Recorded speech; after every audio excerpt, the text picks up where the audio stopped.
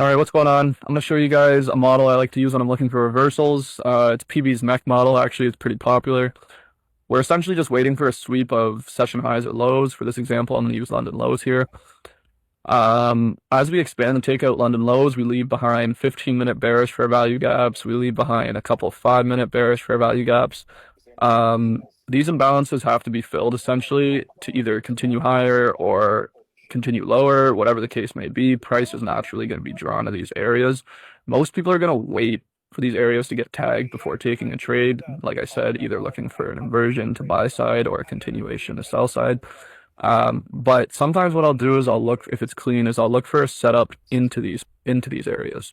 Since we know price is naturally drawn there, sometimes you can look for clean setups into those areas and use them as take profits.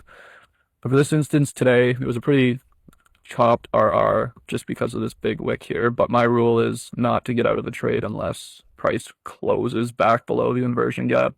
So these wicks actually would have been okay. So you drop your long position here. Again, like I said, the RR was kind of chopped, but as soon as we hit the 5-minute fair value gap, you could have taken profit before we retap the gap here and go higher, or you could have waited and played it out however you wanted.